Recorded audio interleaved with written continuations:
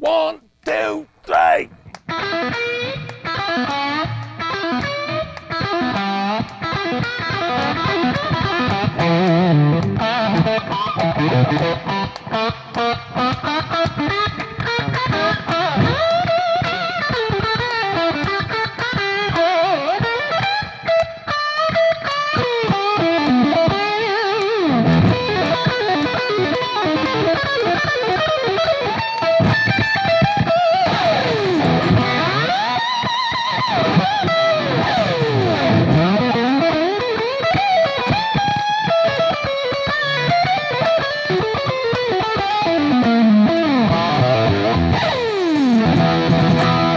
Rock and roll. Ladies and gentlemen, Nick Bowcott with Sweetwater here. I'm here with the one, the only Paul Gilbert. He's going to give us an exclusive guitar lesson, so I'm going to keep my big mouth shut because I don't know what I'm talking about, but he does. So over to you, Paul. Thank you, Nick. All right, a guitar lesson. I've got a good one. It's easy, but useful and different. And that is, everybody knows the E minor pentatonic scale. We're going to take that, we're going to discard one note. The note we're not going to play anymore is A. So what does that leave us with? That leaves us with something easy, which is just your top two strings, those four notes. And what are those four notes? If you compare them to your key, which is E, and think of them in terms of intervals, you got your root, you got your third, you got your fifth, and your minor seventh. And that, if you put it all together, actually makes an E minor seventh chord. So if you want to play the notes that match exactly to your Doobie Brothers chord, those are them. Now here's the trick, is to expand that in a really easy way. All you have to do is use exactly the same fingers, same technique, same shape, but you take your whole hand and you go like this, 3 frets down, and then go to the middle strings. It's the same notes, it's the same fingers, it's the same technique. You have to reach a little more, you know, get under the neck a little more to get to it, but you hear how that's the same? You just have to be prepared for that jump. It's kind of a big jump. I hope I'm making it look easy, but it's not at first. You might have to practice it a little bit because your pinky, which is here right now, has to quickly go to that G. Now don't worry, we're going to make this even easier later, but this is just to explain it to you. Now again, you can get even more range out of it by going 2 more frets down and playing those same notes on the bottom. So you have these little islands of E minor seventh. Now that's sort of a starting place, so you know you've got a map of your notes visually. You can certainly play it up and down, but it becomes more musical if you start putting patterns inside of it. So to me, an obvious pattern you might want to do is that sort of thing. It's sort of a backwards, you know, you go up, but then you start lower. So I'm starting on E, then starting on D, starting on B. Then there's the tricky one, is you have to do that little first finger shift. It's not the first finger that's doing that, even though it looks like it is. It's the wrist. The wrist is doing that little move behind. That's really important, because if your first finger does it, then it has to lift off and you have a space. You don't want a space. So that's all in the wrist. So that's a little thing. Watch my wrist. It's moving a lot. That's important. All right, so once you're there, then you go to the next position. This one's easier because you don't have to use the same finger. That's easier to do with 2 fingers. Same notes. That's just as a guitar player, you got to deal with that because the guitar is tuned funny. You could do the same thing going up. And then you can, any patterns that you've got, you could, I need a groove. 1, 2, 3.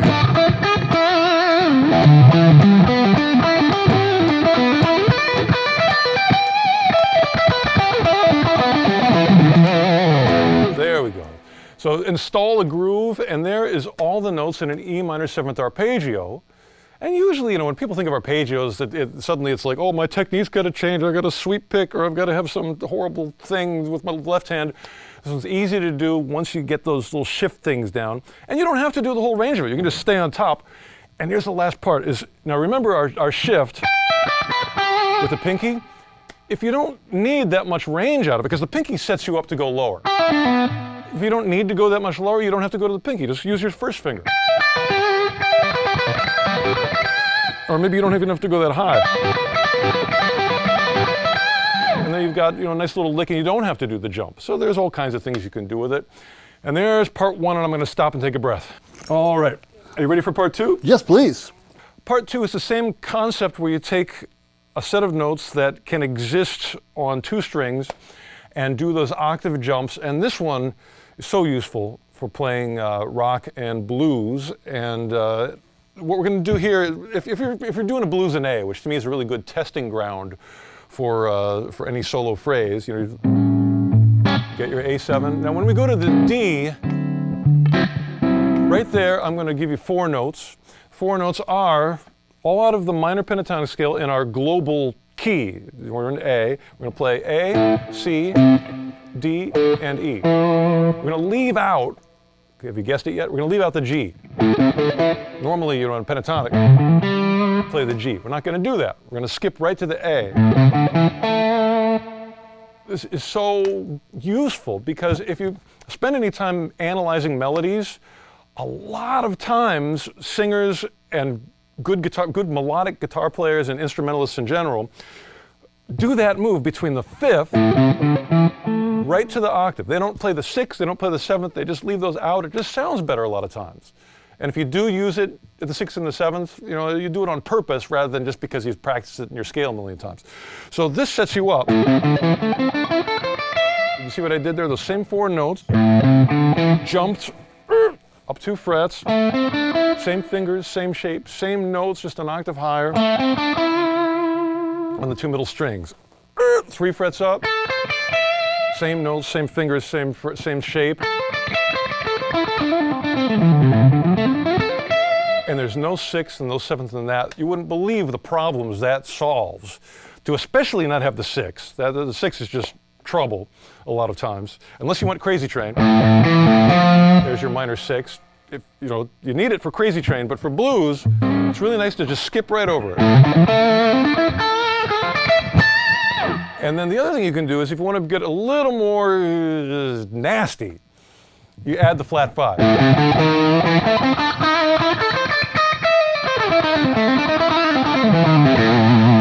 Now this does an interesting thing to your technique because I know for me, if I showed that lick to myself when I was a teenager, I would have gone like, no, I can't do that lick because it breaks the golden rule of technique. And what's the golden rule of technique when I was 17? It was that all the numbers of notes on the string must be the same. Then I was into like everything's got to be 3 notes on the string, everything's got to be 2 notes, so it's got to match. Totally arbitrary rule. This one does not match. It's got 3 notes on a string and 2 notes on a string. But at least it's consistent in each octave. 3, 2, 3, 2. It takes a little bit of getting used to if your habit has been 3 notes per string, Whittly Whittly, or 2 note per string, Jimmy Page. If those are your habits, this is new. It's good to break habits. Good to not even break them, just add new stuff on. You can keep your Whittly Whittly. All right, so we now have 5 notes in octaves. The same as I showed you before, but we're adding. Is that a D sharp or an E flat? Let's just call it the tritone.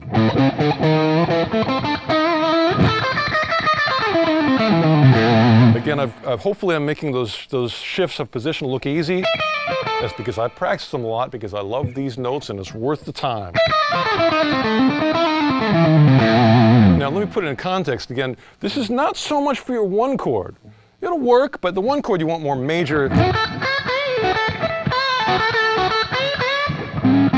But when you get to the 4 chord,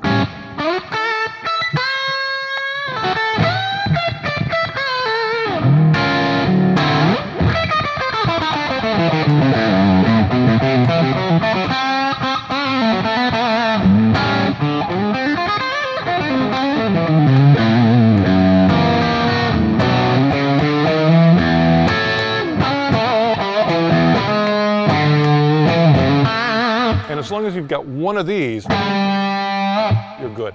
Number 3. All right, to get your attention, we got the drill.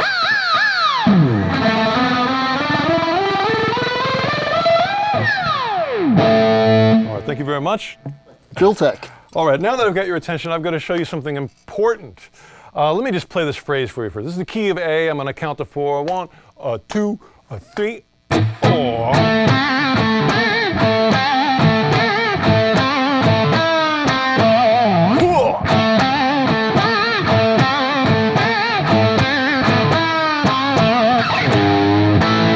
All right, did you feel it? I felt that. I thought that felt good. It was a good shuffle. Boom, ba-dum, ba-dum, ba-dum. And I didn't have to be careful when I played that. And that's what I want to teach you today is how you don't have to be very careful when you play the guitar.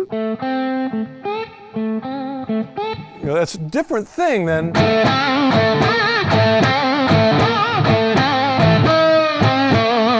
It's a different face. But anyway, let me show you how to do this. First of all, we need to assemble the giant finger. And this is something I'm kind of on a mission in a way against what the damage that tablature I feel has caused. Because tablature, if you saw this on tablature, they wouldn't tell you how to do it right because they would say it's just the third finger. It's not, it's the giant finger. You need to support that third finger and make the team of fingers, put them all together in a big wad of fingers. That way you've got the power and the strength and the skin, the callus to move that thing around. It also, you get your thumb on top so when you attack it, there's 6 strings on the guitar. You're only hearing one of them. And that comes from the thumb muting, the back of the fingers, like that. So you got to flatten out your hand. The way to do that is actually the thumb over puts you in the right position to do that. If you're in your careful classical position, it's a big beep mess. But with the rock position, thumb over, you can control that. And you don't have to be careful. You can, if your thumb won't reach, you know, not everybody has giant hands. There's another solution. Use this part of your hand on the bridge. As you come down, you can pick and mute at the same time. Contrast, if you don't mute, those are 2 very different sounds. So what you do is you don't mute everything, just mute the bottom ones. That combined with your thumb and you really got the guitar controlled. So that's our first note. The second one is this C note with your first finger. Unfortunately, not the giant finger. You've got a lot of responsibility has been given to this finger to do that vibrato. Now, this is a gear issue. You need the right gear. And what is the gear? The gear is really thick skin on your finger. The only way to do that is to play this a lot every day to build up a big callus. In the peak of my shred period of my life, I had, I don't know if this is the correct pronunciation, a crevasse.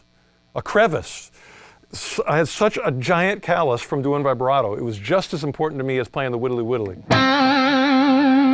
And that's what you need. You got to have really thick skin on your fingers from just doing this all the time. And it's important to have the thumb over when you, it's a dual thumb lick. Your thumb is over the neck when you attack it. But when you do the vibrato, you just let that sit there for a moment.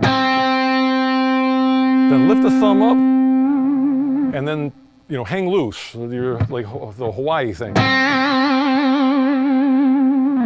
There you go. You got a big callus and you're good. So then we're back to our giant finger, and now here's the big one, the giant finger jump. You start with this A note, giant finger, and you jump it up 1 fret, and down towards the ground 2 strings to the G note, which you're not going to hear because you bend it up so quickly with the giant finger. I see so many guitar players, they're in the... It doesn't work, it sounds horrible. You got to have your thumb over. That way you have something to pull against. You know, it's like, you know, imagine trying to like push a refrigerator and not having your feet on anything. This is your feet on the ground. And that note is the refrigerator, and you can push it. So again, you've got to make that transition from this giant finger to that one. So the whole lick together.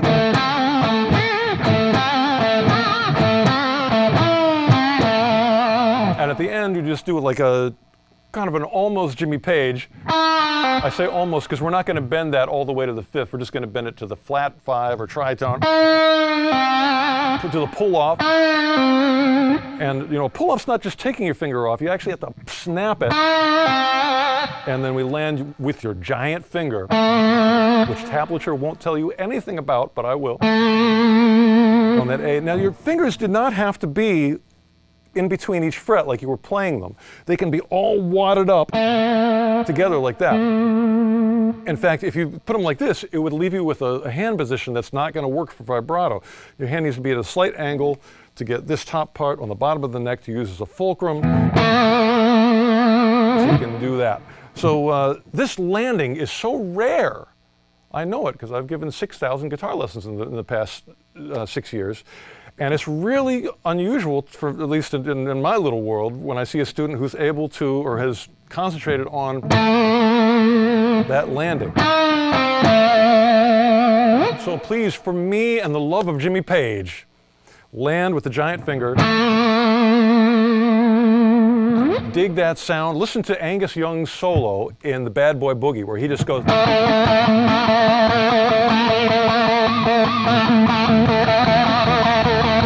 It's intense, it's wonderful, and it's all because of that giant finger. So one more time, let's count together, stomp your foot. 1, 2, 3, 4.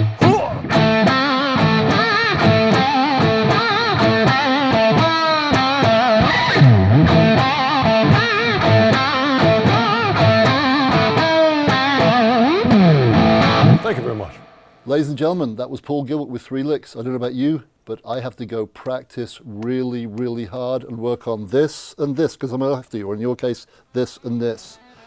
Crevasse, crevice, whatever, work on it. Thank you, Paul. See ya.